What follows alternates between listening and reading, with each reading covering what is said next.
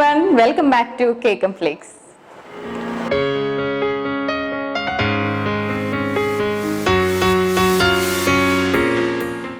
അപ്പോൾ നമ്മൾ ഇന്ന് വീണ്ടും ലിഷ്തയായിട്ട് തന്നെ റീജോയിൻ ചെയ്യാണ്. ലിഷ്ത ഇന്ന് നമുക്ക് വേണ്ടി പ്രസന്റ് ചെയ്യാൻ പോകുന്നത് സ്പെഷ്യൽ കോയമ്പത്തൂർ മട്ടൻ ബിരിയാണിയും പിന്നെ അതുപോലെ തന്നെ ചിക്കൻ ഫ്രൈയും ആയിട്ടാണ്.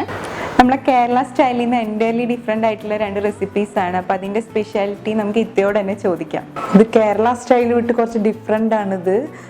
മീറ്റും റൈസും കൂടെ മിക്സ് ആയിട്ടുള്ളതാണ്, കുറച്ച് സ്പൈസി ആണിത്. അപ്പം നമുക്ക് അതിലോട്ട് ആവശ്യമുള്ള ഇൻഗ്രീഡിയൻസ് എന്തൊക്കെയാണെന്ന് നോക്കാം. ഞാനൊരു 1 kg റൈസിൻ്റെയാണ് പറയണത്. അതിന് 1/2 kg മട്ടനാണ് വേണ്ടത്. അതിൽ ഗാർലിക്, ഓണിയൻ, ചെറിയ ഉള്ളി, tomato, ginger, garam masala, chilli, പിന്നെ green chilli, curd, salt, coriander leaves, mint leaves, പിന്നെ പട്ട, ഗ്രാമ്പു, ഏലക്ക. ഇത്രയാണ് ഇതിന് വേണ്ട ഇൻഗ്രീഡിയൻസ്. നമുക്കിത് സിമ്പിൾ ആയിട്ട് എത്ര ആൾക്ക് കഴിക്കാൻ പറ്റും? ഒരു 6 പേർക്ക് കഴിക്കാനായിട്ട്. 6 പേർക്ക്. അപ്പോൾ നമ്മൾ ഇത് ഉണ്ടാക്കാനായിട്ട് ഇത്രയും ഇൻഗ്രീഡിയൻസ് നമുക്ക് ആവശ്യമുള്ളൂ. സിമ്പിൾ ആണ് ഉണ്ടാക്കാനായിട്ട്. നമ്മളെ കേരള ബിരിയാണി ആണെന്നുണ്ടെങ്കിൽ ഇഷ്ടംപോലെ സാധനങ്ങൾ വേണം. ഇത് കാണുമ്പോൾ ഞങ്ങൾക്ക് തന്നെ ഒരു അത്ഭുതമാണ്, ഇത്രയും സിമ്പിൾ ആയിട്ട് ഇത്രയും ടേസ്റ്റി ആയിട്ടുള്ള ഒരു ബിരിയാണി ഉണ്ടാക്കാൻ പറ്റുമെന്ന്. അപ്പൊ നമ്മൾ മട്ടൺ 1/2 kg അല്ലേ എടുത്തേ? 1/2 kg. അപ്പൊ എന്തോ മസാല ഒക്കെ ഇട്ട് വെച്ചേക്കണം. അപ്പൊ എന്താ ചെയ്തേക്കുന്നതെന്ന് ചോദിക്കാം.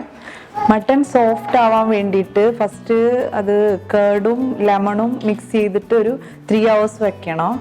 അത് കഴിഞ്ഞ് മട്ടൺ അതിൽ നിന്ന് എടുത്തിട്ട് ചില്ലി പൗഡർ ഇട്ടിട്ട് അത് വേവിച്ചെടുക്കണം. അങ്ങനെ വേവിച്ച് വെച്ചതാണത്. അപ്പം നമുക്ക് ഈ ബിരിയാണി ഉണ്ടാക്കാൻ വേണ്ടിയിട്ട് ആകെ കൂടി ഒരു പാത്രം മാത്രം ആവശ്യമുള്ളൂ. കണ്ടോ, ഇതുപോലെ നല്ല വലിപ്പത്തിലുള്ള ഒരു പാത്രം എടുത്ത് വയ്ക്കുക.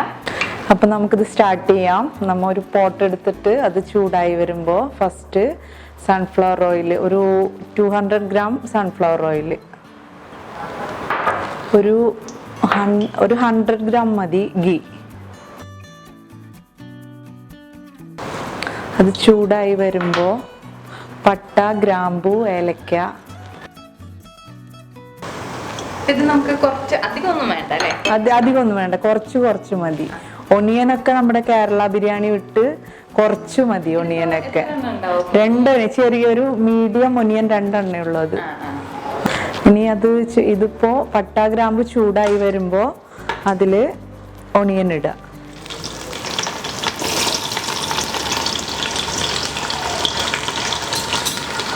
ഇനി ചുവന്നുള്ളി ഇടാം കേട്ടോ.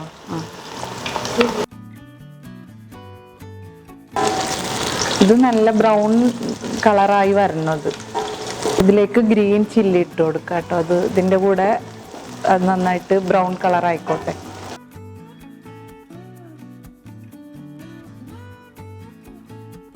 ഇതിപ്പോൾ ലൈറ്റ് ബ്രൗൺ കളറായിട്ടുണ്ട്. അപ്പോൾ ഇത് ലൈറ്റ് ബ്രൗൺ ആകുമ്പോൾ ഇതിലേക്ക് ജിഞ്ചർ ഗാർലിക് പേസ്റ്റ് ഇടാം. എത്രയാണ് ginger garlic paste? Ginger 100 gram, garlic 150 gram, ചുവന്നുള്ളി 100 gram വേണം. ഇതിൽ 1/2 മിൻറ്റ് ലീവ്സ് ഇതിലേക്ക് ഇട്ട് കൊടുക്കണം. മിൻറ്റ് ലീവ്സും കൊറിയാൻഡർ ലീവ്സും. ഇതിനി നന്നായിട്ട് മൊരിഞ്ഞ് വരുമ്പോഴാണ് ഇനി ഇതിലേക്ക് ടൊമാറ്റോ ആഡ് ചെയ്യുക. 350 gram ടൊമാറ്റോ ആണ് നമ്മൾ ഇതിലേക്ക് ആഡ് ചെയ്യുക. അത് 350 gram എന്ന് പറയുമ്പോൾ ഒരു മീഡിയം ടൊമാറ്റോ ആണെങ്കിൽ ഒരു 5 എണ്ണം ഉണ്ടാവും. ഒരു ലാർജ് സൈസ് ആണെങ്കിൽ ഒരു 4 എണ്ണം ഉണ്ടാവും. ഞാൻ ടൊമാറ്റോ ആഡ് ചെയ്യണേ. ടൊമാറ്റോ ആഡ് ചെയ്ത് കഴിഞ്ഞിട്ട് ഇതിലേക്ക് കുറച്ച് സോൾട്ട് ആഡ് ചെയ്ത് കൊടുക്കാം. ഇനി ഇതിലേക്ക് 2 tablespoon chilli powder, 1 tablespoon garam masala. നമ്മളുടെ ഈ ഒരു ബിരിയാണിയിൽ കറുവപ്പട്ടയുടെ മണം കൂടുതൽ വെക്കണം എന്നൊരു ഇഷ്ടം പറയുന്നുണ്ട്. അപ്പോൾ നമ്മൾ ഗരം മസാല എങ്ങനെ എടുത്തേക്കണം എന്ന് വെച്ചാൽ കൂടുതലും കറുവപ്പട്ടയായിട്ടാണ് നമ്മൾ പൊടിച്ചെടുക്കേണ്ടത്. അപ്പം ഞാൻ ചെറിയൊരു അളവ് പറഞ്ഞുതരാം അതെങ്ങനെയാന്ന്. അപ്പോൾ ഒരു വലിയ പീസ് കറുവപ്പട്ടയാണ് എടുക്കണമെന്നുണ്ടെങ്കിൽ ഒരു 6 ഏലക്കായും ഒരു 6 ഗ്രാമ്പും എടുത്ത് ഒരുമിച്ച് പൊടിച്ചെടുത്താൽ മതി. അങ്ങനെ പൊടിച്ചെടുത്തതാണ് ഇത്. ഇനി നമ്മൾ മട്ടൺ ആഡ് ചെയ്യണേ. മട്ടൺ ആഡ് ചെയ്ത് കഴിഞ്ഞാൽ ഇതിലേക്ക് ഒരു 4 ടേബിൾ സ്പൂൺ കേർഡ് ആഡ് ചെയ്യാം.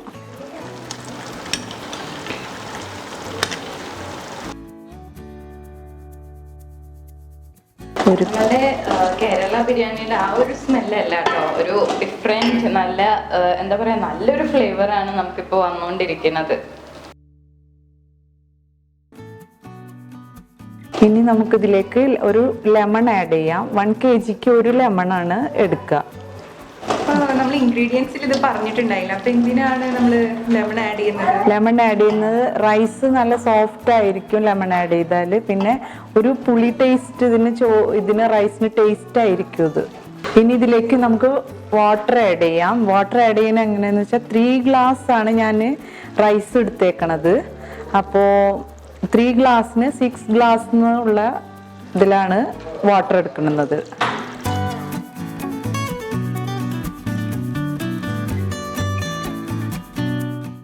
ഇത് നമുക്ക് ഇനി ഒന്ന് മൂടി വെച്ച് ഒന്ന് തിളയ്ക്കുന്ന വരെ നമുക്ക് വെയിറ്റ് ചെയ്യാം.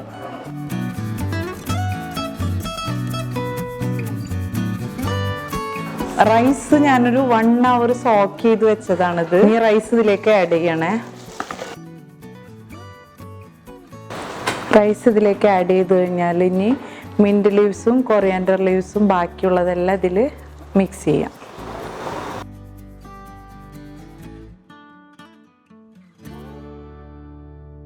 ഇതിനി നന്നായി തിളച്ചു വരുമ്പോൾ സിമ്മിലിട്ട് ഇത് നമുക്ക് വേവിച്ചെടുക്കാം.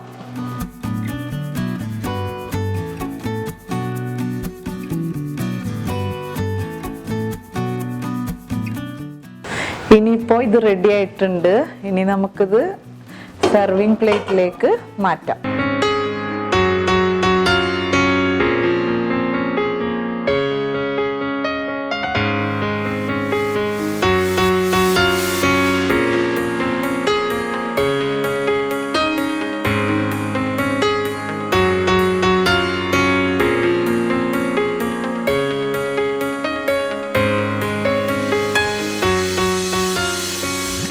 അപ്പോൾ നമ്മളുടെ കോയമ്പത്തൂർ സ്പെഷ്യൽ മട്ടൺ ബിരിയാണി ഇവിടെ റെഡി ആയേക്കാണ്. എല്ലാവരും പരീക്ഷിച്ച് നോക്കുക, നല്ല കിഡിലൻ റെസിപ്പിയാണ്. ഇപ്പം നമ്മളുടെ മട്ടൺ ബിരിയാണിയുടെ കൂടെ കഴിക്കാനായിട്ട് ചിക്കൻ ഫ്രൈ കൂടെ ഉണ്ട്. അത് നമ്മൾ നെക്സ്റ്റ് കാണാം. Until then, take care. Bye bye.